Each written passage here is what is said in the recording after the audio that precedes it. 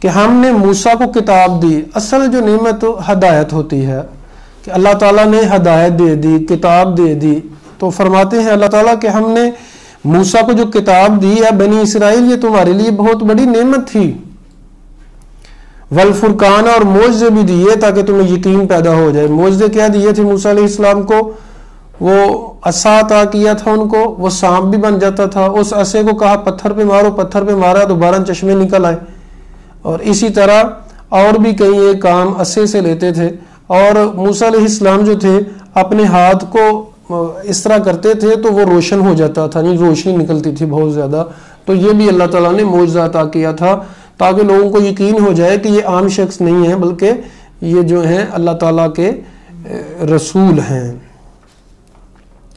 وَإِذْ قَالَ مُوسَىٰ لِقَوْمِهِ, جب موسیٰ نے اپنی قوم سے کہا یا قوم, ہے میری قوم, اِنَّكُمْ ظَلَمْتُمْ أَنفُسَكُمْ بِاتِّخَاذِكُمُ الْعِجْلَ, اے میری قوم تم نے ظلم کیا ہے بچڑے کو معبود بنا کے. جب موسیٰ علیہ السلام کو اللہ تعالیٰ نے اپنے پاس بلایا 40 راتوں کے لیے, ایک آپ سمجھ لیں کہ کورس کروانے کے لیے, دین سکھلانے کے لیے, باتیں بتانے کے لیے, تو پیچھے سے بنی اسرائیل نے بچڑے کو معبود بنا لیا تھا, بیل کو. جس طرح یہ ہندو لوگ گائے کی پوجا کرتے ہیں تو وہ بیل کی پوجا کرتے تھے.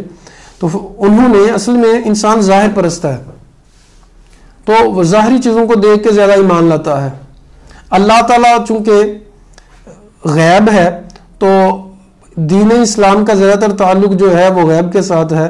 سو جو ہے لوگ کم ایمان لاتے ہیں, کم لوگوں کو یقین آتا ہے. جیسے چور ڈاکو کے اوپر تو بڑا جلدی یقین آ جاتا ہے, تو یہاں یقین نہیں آتا. اس کو نیچے کر دیں تھوڑا اسکرین کو نا.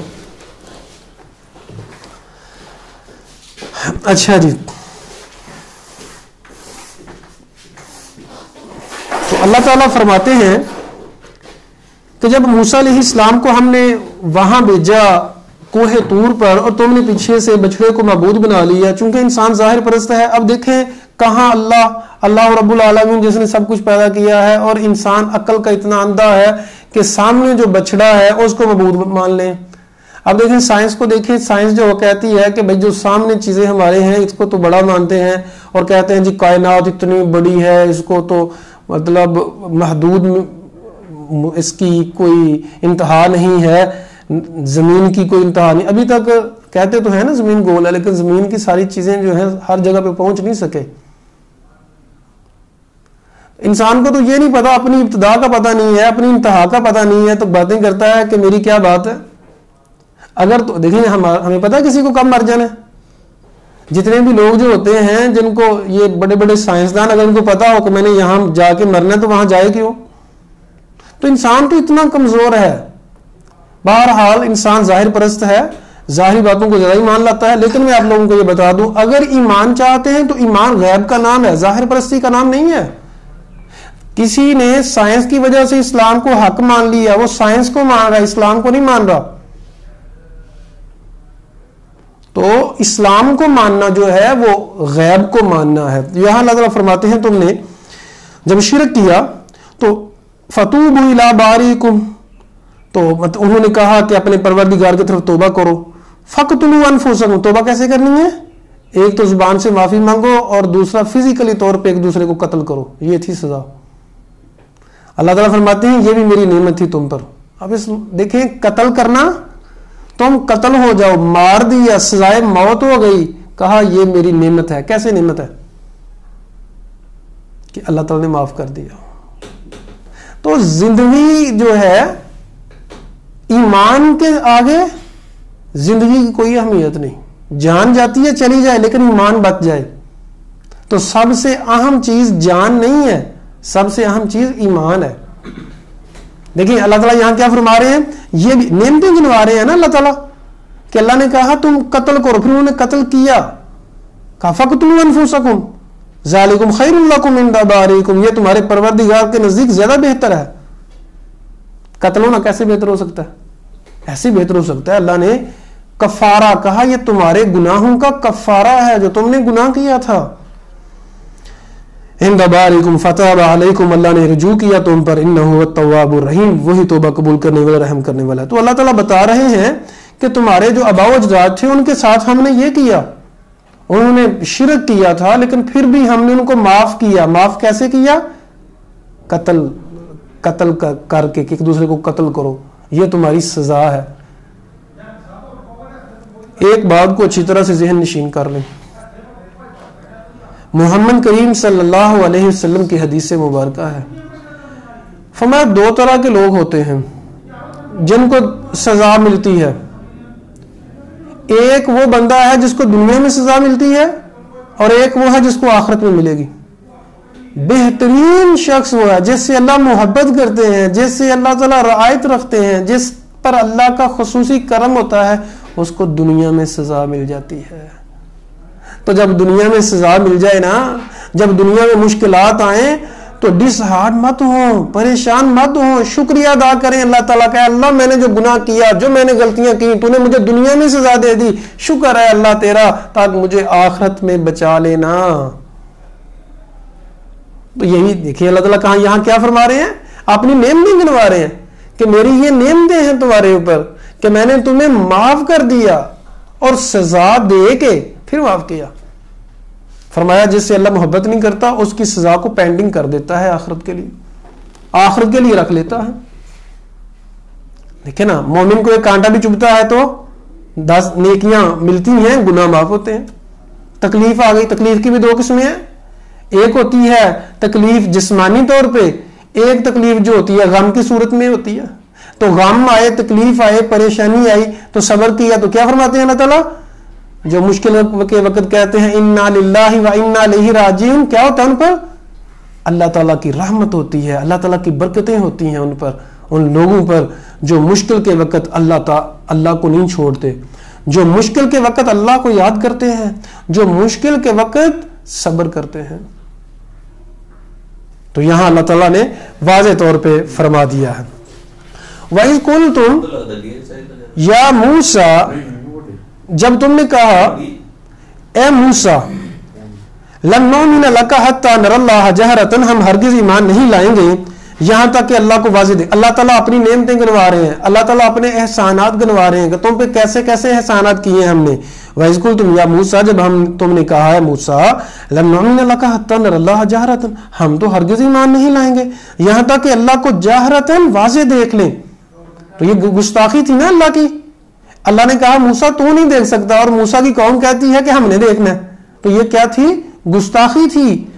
اللہ نے کیا کیا؟ فَأَخَذَتْكُمُ الصَّاعِقَةُ، تمہیں چیخ نے پکڑ لی. وَأَنْتُمْ تَنظُرُونَ، تم دیکھ رہے تھے. بجلی آئی، سارے کے سارے مر گئے. ثُمَّ بَعَثْنَاكُم مِّن بَعْدِ مَوْتِكُمْ، پھر ہم نے تمہیں مارنے کے بعد دوبارہ زندہ کیا. موسیٰ علیہ السلام نے کہا ہے اللہ میں لوگوں کو جا کے کیا منہ دکھاؤں گا، 70 لوگ جو لے کے آیا ہوں سارے مر گئے ہیں. اللہ تعالیٰ نے دوبارہ زندہ کیا. ثم بعثناکم من بعد موتکم، اللہ نے دوبارہ تمہیں مارنے کے بعد دوبارہ زندہ کیا. لعلکم تشکرون، تاکہ تم شکریہ ادا کرو. یہ بھی اللہ تعالیٰ فرماتے ہیں یہ بھی میری نعمتیں ہیں. وَظَلَّلْنَا عَلَيْكُمُ الْغَمَامَ، اور ہم نے تم پر سایہ کیا. دھوپ آتی تھی تو اللہ تعالیٰ سایہ دے دیتا تھا. وَأَنزَلْنَا عَلَيْكُمُ الْمَنَّ وَالسَّلْوَىٰ، اور ہم نے تم پر من اور سلوہ عطا کیا تمہیں. کُلُوا مِن طَیِّبَاتِ مَا رَزَقْنَاکُم، کھاؤ جو رزق ہم نے تم کو دیا ہے. وَمَا ظَلَمُونَا، یہ سارے ہم نے ان کے اوپر نعمتیں کی، اتنی زیادہ نعمتیں کی لیکن انہوں نے ناشکری کی. اللہ تعالیٰ آپ کا تبصرہ سن لے. اب دیکھیں آپ کے ساتھ کوئی برا آپ اچھا کرتے ہیں، لوگ برا کرتے ہیں، آپ کا شکریہ ادا نہیں کرتے، آپ کا تبصرہ کچھ اور طرح کا ہوتا ہے.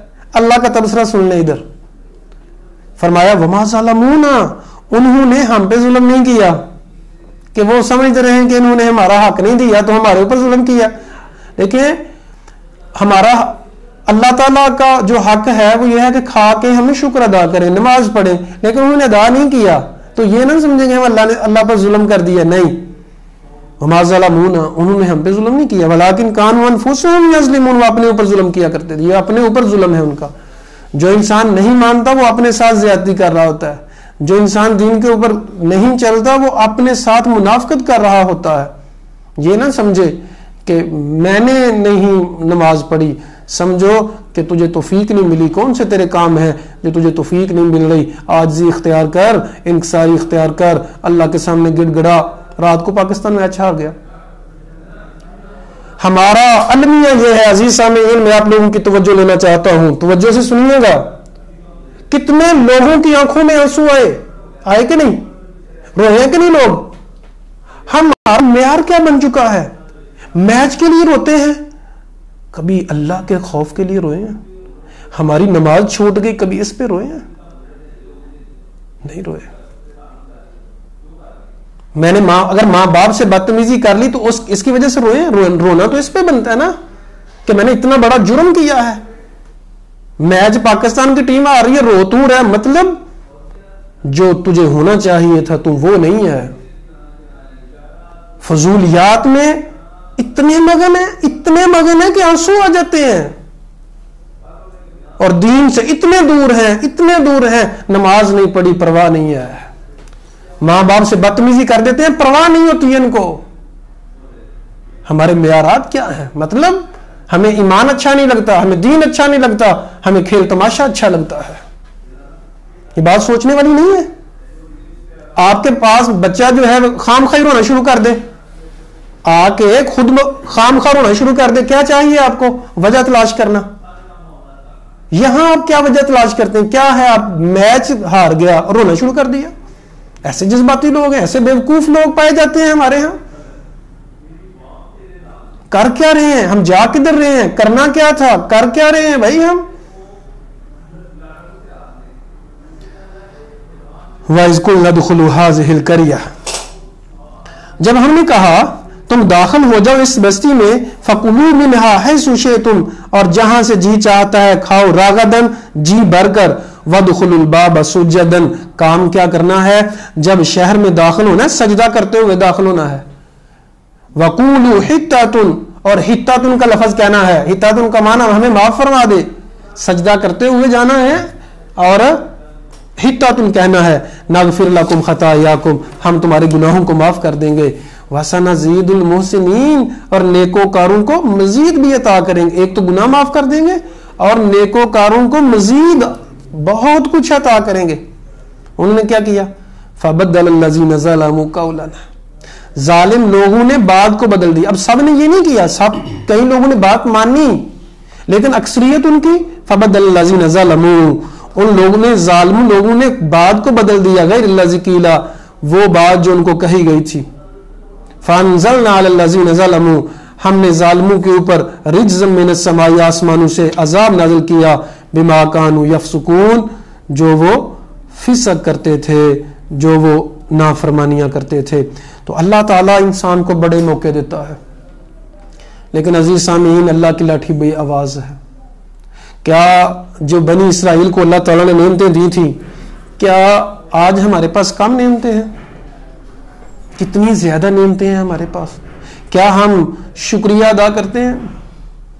ایک دفعہ محمد کریم صلی اللہ علیہ وسلم فخر کائنات اور عمر فاروق ابوبکر صدیق نبی صلی اللہ علیہ وسلم گھر سے باہر نکلے، بھوک لگی ہوئی تھی شدید. ابوبکر صدیق بھی اس لیے نکلے، عمر فاروق بھی، تینوں نکلے، بھوک بڑی سخت لگی ہوئی تھی، کھانے کے لیے کچھ نہیں تھا. نبی صلی اللہ علیہ وسلم کو پتا چل گیا کہ میرے ساتھیوں کو بھی بھوک لگی ہوئی ہے. ایک صاحب کے پاس گئے، انہوں نے بہت آؤ بھگت کی اور بڑی خوش ہوئے کہ آپ ہمارے گھر میں تشریف لائے ہیں. کھانا انہوں نے پیش کیا، کھانا کھایا، پانی پیا. تو نبی صلی اللہ علیہ وسلم نے فرمایا، صحابہ پتہ تمہیں جو اللہ تعالیٰ نے فرمایا نا، ثم لتسألن یومئذ عن النعیم، تم سے نعمتوں کے بارے میں سوال کیا جائے گا، یہ وہ نعمتیں ہیں. عمر فاروق رضی اللہ عنہ کہتے ہیں ابوبکر صدیق کیا یا رسول اللہ ان چیزوں کا بھی سوال ہوگا؟ کہا کیوں نہیں، ان چیزوں کا بھی سوال ہوگا. تمہیں ہاتھ پاؤں دیے، تم روزانہ کھانا کھاتے ہو. ہمارے ہاں تو یہ ہے نا، کھانا وافر پڑا ہوا ہے، کھانے کے لیے ٹائم نہیں ہے صبح کا. کتنے لوگ ایسے کرتے ہیں، ناشتے کے لیے، ناشتہ کرنے کا ٹائم نہیں، کھانا وافر پڑا ہوا ہے. نعمتیں نہیں ہیں. اللہ تعالیٰ نے صحت دی ہے، یہ نعمتیں نہیں ہیں. اتنی زیادہ نعمتیں ہیں عزیز سامعین. اگر ہم غور کریں، اپنے ایک ایک اعضاء پہ غور کر لیں، ارد گرد غور کر لیں، تو یقین کیجئے گا دل چاہتا ہے میرا سر جو ہے ہر وقت سجدے میں رہے، ہر وقت میں سجدے میں پڑا رہوں. بات احساس کی ہے، بات ایمان کی ہے. اپنے ایمان کی آپ بیاری کریں، اپنے ایمان کو پانی دیں، اپنے ایمان کو قرآن کی تلاوت سے، سجدوں سے، دعاؤں کے ساتھ ہم اپنے ایمان کی آبیاری کریں. جس طرح کھیتوں کی آبیاری ہوتی ہے، جس طرح اپنے مال کی حفاظت ہوتی ہے، اپنے ایمان کی حفاظت کریں. عزیز سامعین، یہ انتہائی ضروری ہے. اللہ تعالیٰ سے دعا ہے اللہ حق بات کو سمجھنے کی اور اس پر عمل کرنے کی توفیق عطا فرمائے. اقول قولی ھذا استغفر اللہ لی ولکم ولسائر المسلمین.